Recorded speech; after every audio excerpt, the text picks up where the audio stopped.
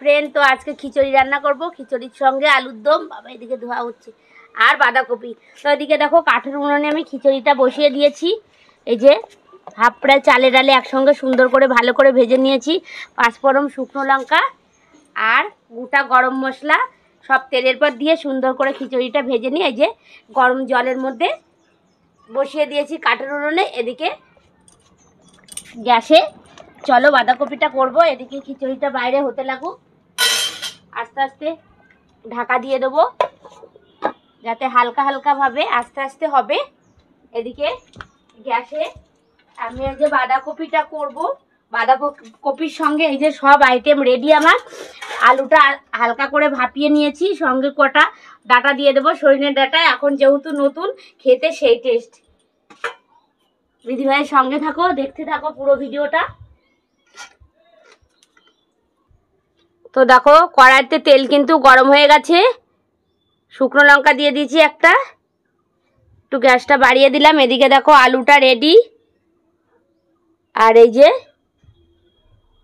এখানে জিরে আর গোটা গরম মশলা আর একটা এলাচ আছে, তো আমি দিয়ে দিলাম তেলের পরে। ভালো করে জিরেটা, শুকনো লঙ্কা আর গোলমরিচ, লবঙ্গ, এলাচ ভালো করে ভাজা হোক।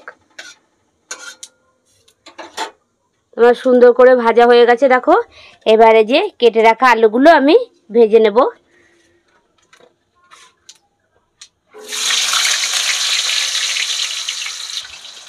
তো দেখো আলুগুলো দেওয়া হয়ে গেছে। এবার আলুগুলো সুন্দর করে লাল করে ভেজে নেব। বাঁধাকপির জন্য একটু মশলা করে নিয়ে আসি, দেখতে থাকো। আলুটার দিকে আমার ভাজাও হয়ে যাবে, সঙ্গে একটু মশলাও রেডি। তো দেখো আলুটা সুন্দর করে কিন্তু আমি ভালো করে লাল করে ভেজে নিয়েছি। এবারে মশলাটা আমার রেডি। এবার পরিমাণ মতন মশলা দিয়ে দেবো। বাঁধাকপির জন্য অল্প পরিমাণে মশলা দিলাম। আর এটা আমি একবারে মশলাটা করে নিয়েছি আলুর দমের জন্যও। ওর জন্য এখান থেকে অল্প পরিমাণে যেটুকু লাগবে আর কি সেই পরিমাণে মশলাটা আমি দিয়ে দিয়েছি। এবার মশলাটা সুন্দর করে পরিমাণ মতন লবণ দিয়ে দিলাম,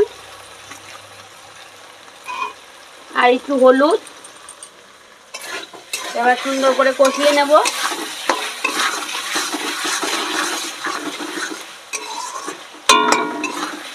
ভালো করে কষানো হোক, না কষানো খেতে সেই টেস্টিটা আসে না। তো আমার এই যে বাঁধাকপিটা রেডি। এবার মশলাটাও ভাজা হয়ে গেছে। এবার বাঁধাকপিটা আমি দিয়ে দেবো।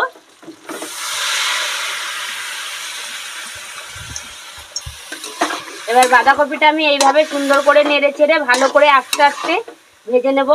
বাঁধাকপিটা ভালো করে না ভাজলে খেতে কিন্তু ভালো লাগে না। মশলা আমার সব দেওয়াই আছে, আমি আর কিছুই দেবো না এর মধ্যে।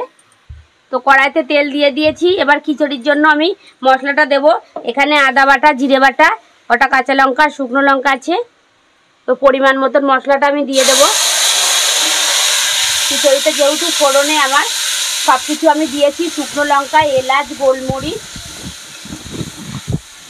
ওর জন্য এখন আর আমি কিন্তু ফোড়নটা দিলাম না, শুধুমাত্র মশলাটা দিয়ে খিচুড়িটা ভালো করে কষিয়ে নেব, নামিয়ে ফেলবো একটু। তো আমি ফোড়নে কিন্তু খিচুড়ির জন্য শুকনো লঙ্কা, লবঙ্গ, গোটা এলাচ আর হচ্ছে তেজপাতা, শুকনো লঙ্কা সব কিছু দিয়ে ভালো করে খিচুড়িটা চালে ডালে একসঙ্গে ভেজে নিয়ে আমি কিন্তু বসিয়ে দিয়েছি। খিচুড়িটা আমার হয়ে গেছে। এদিকে মশলাটা ভালো করে ভেজে নিয়ে খিচুড়ির মধ্যে দিয়ে নামিয়ে ফেলবো। তো এই যে আমার খিচুড়িটা হয়ে গেছে। এবার আমি মশলাটা দেব। মশলাটা দিলেই রান্নাটা কমপ্লিট। দেখতে তো সেই হয়েছে, খেতেও মনে হচ্ছে সেই হয়। এবার মশলাটা আমি নিয়ে আসি। আবার মশলাটা দিয়ে দেব পরিমাণ মতন। মশলাটা কিন্তু আমি সুন্দর করে ভালো করে তেলে ভেজে নিয়েছি, তাহলে সেই মশলাটা গন্ধ হবে না, কাঁচা কাঁচা। তো মশলাটা আমার এবার দেওয়া হয়ে গেছে। একটু আদা বাটা দিয়েছি, জিরে বাটা আর গোলমরিচ, এলাচ আমার সব কিছু যেহেতু ফোড়নে দেওয়া ছিল, ওর জন্য আর কিছুই দেবো না। তো আমার খিচুড়িটা রান্না হয়ে গেল।